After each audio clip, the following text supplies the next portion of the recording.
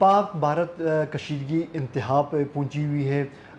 دونوں ملکوں کے جو سرحدی فورسز کے درمیان گزشتہ رات بھر فائرنگ کا تبادلہ ہوتا رہا ہے، دونوں طرف سے جانی نقصانات کے دعوے کیے جا رہے ہیں۔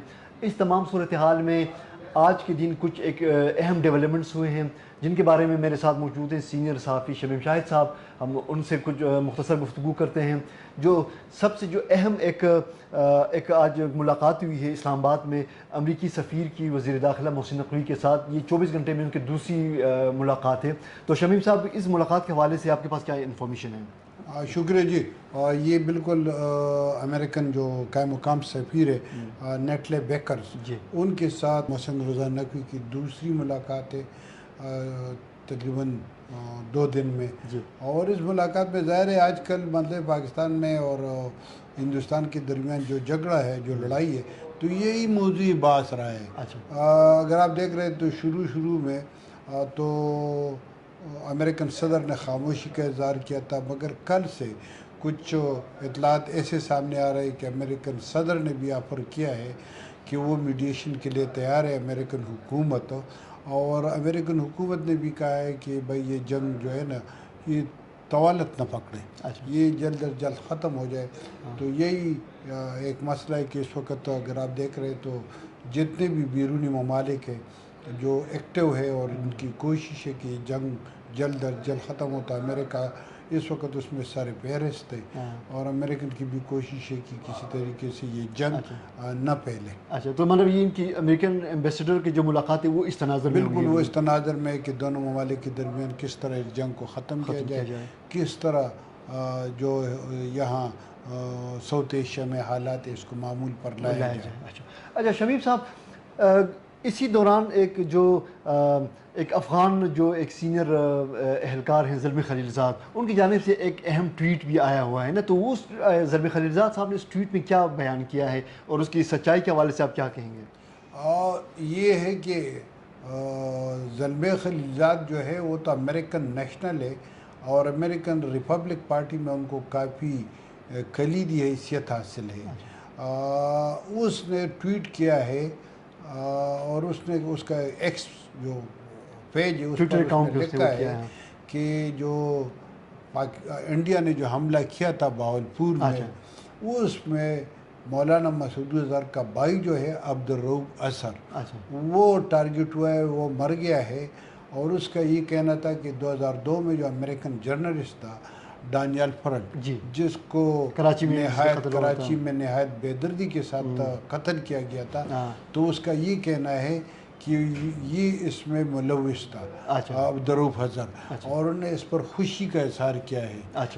یہ ہے اب پاکستان کی جانب سے یا مولانا مسعود اظہر کی جانب سے اس پر ابھی تک کسی قسم کا تردیدی یا تصدیقی بیان نہیں آیا ہے، ابھی سامنے نہیں آیا۔ اچھا، اگر اس بات کو اگر سچ مانا جائے، اگر جو زلمی خلیلزاد کے اس ٹویٹ کو اگر اس بات کو اگر سچ تسلیم کیا جائے، تو مطلب وہ کیا پیغام دینا چاہتے ہیں؟ وہ کیا جو انڈیا کی جو کارروائی ہے، کیا وہ اس کو جسٹیفائی کرنا چاہتے ہیں کہ اس نے پاکستان پر حملہ کر کے ٹیررسٹ کو یہ کیا؟ زلمی خلیلزاد کی اس بیان کا مقصد تو یہی ہے کہ جو انڈیا نے جو کار کیا تھا تو وہ انہوں نے تو اپنے مقاصد کے لیے کیا تھا، مگر یہ کہتا ہے کہ اس میں ایک امریکن یا جو بین الاقوامی برادری کا جو مطالبہ تھا کہ ڈانیل فرل کے قاتلوں کو گرفتار کیا جائے اور ان کو سزا دی جائے، تو یہ پورا ہو گیا۔ تو ان کا پیغام تو یہی ہے۔ اب وہ اس حملے کو انڈورس کرنا یا اپوز کرنا، اس کے بارے میں ان کا کوئی وہ نہیں ہے، واضح وہ نہیں ہے۔ اچھا شمیم صاحب، جو ہمارا جو تیسرا نقطہ ہے آج کی اس ولاگ کا، ایک سوال پیدا ہو رہا ہے کہ جو گزشتہ روز جو انڈین اس ٹیریٹری سے جو ڈرونز پاکستان کی ایئر اسپیس میں آئے تھے، وہ درجنوں کے حساب سے آئے تھے، وہ کہہ رہے ہیں کہ پاکستان ان کو روک نہیں سکا یا جان بوجھ کر ان کو نہیں روکا، تو اس حوالے سے کوئی خبر آپ کے پاس ہے وہ ذرا شیئر کرنا ناظرین کے لیے۔ بات یہ کہ یہ جو ڈرون ہوئی ہے یہ بالکل عجیب ڈرونز تھے، اور اس کے بارے میں یہ بالکل جو ابھی تک اطلاعات زیر گردش ہے وہ یہ ہے کہ ان کو پاکستان نے کسی قسم کی ریئیکشن یا رد عمل کا اظہار نہیں کیا ہے، اور یہ ڈرون جو تھے یہ کچھ عجیب قسم کے ڈرون تھے۔ یہ تو اگر دیکھا جائے تو اس کو ہم ڈسپوزیبل ڈرونز کہہ سکتے ہیں. اچھا کیونکہ یہ مطلب اس کے بارے میں اطلاعات یہی ہے کہ یہ اسرائیلی ٹیکنالوجی ہے اور یہ کوئی 20-25 ہزار کی بلندی سے اپنا وہ کام کر کے پھر مطلب جب زمین پر گرتے ہیں تو خود بخود کریش ہو جاتے ہیں. حکومت پاکستان نے اس پر کسی قسم کے رد عمل کا اظہار نہیں کیا ہے, کوئی ریٹیلیشن نہیں کیا ہے, اور اس کی اصل وجہ یہ ہے کہ ابھی تک جو اطلاعات ہے وہ یہ ہے کہ ویسے ایکسپرٹ اس کے بارے میں کہیں گے, مگر ہمارے جرنلسٹوں کی جو اطلاعات ہے وہ یہ ہے کہ پاکستان نے اسی وجہ سے اس کو ریٹیلیٹ نہیں کیا کہ یہ ڈرون جو تھے وہ لوکیشن ڈھونڈنے کے لیے آئے تھے. کہ پاکستانی جو ایئر ڈیفنس سسٹم ہے وہ کہاں سے آپریٹ ہوتا ہے, کہاں پر موجود ہے اور کس طرح ہے, اس کی لوکیشن اور اس کی وہ جو رپورٹنگ ہے اسی کے لیے آئے تھے. اور حکومت پاکستان نے جو رد عمل کا اظہار نہیں کیا, جو ریٹیلیٹ نہیں کیا, تو جو ماہرین ہیں ان کا کہنا ہے کہ انہوں نے بہت زیادہ اچھا کیا ہے. اور ڈرون کے جو مقاصد تھے وہ ابھی تک پورے نہیں ہوئے کہ انڈیا نے ان کو بھجوا دیا, یہ تباہ بھی ہو گئے اور پھر بھی مقاصد حاصل نہیں ہوگا. ابھی تک تو یہ اطلاعات ہے. اب دیکھنا یہ کہ مستقبل میں کیا ہوگا, مگر یہ کہ کل جو تھا وہ ڈرون کے لحاظ سے دونوں ممالک کے لیے بہت سخت دن تھا.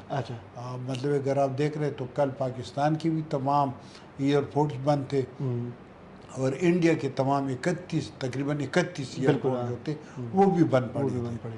شمیم صاحب, تو اب ان تمام صورتحال کے دوران آپ یہ بتائیں کہ یہ جو کشیدگی تھی کیا پاک بھارت ابھی بھی قائم ہے, وہ جنگ کے جو خطرات تھے وہ ابھی بھی برقرار ہیں, یا اس میں کوئی کمی آ رہی ہے, یا کوئی سفارتی سطح پہ کوئی کامیابی حاصل ہوئی ہے؟ انکاؤنٹر تو فائرنگ کا تبادلہ انکاؤنٹر یہ تو جاری ہے LOC پر. آج بھی مطلب اسلام آباد میں جو سرکاری طور پر سرکاری ذرائع کے مطابق آج بھی مطلب 5-6 سویلین کے مرنے کی اطلاعات ہے.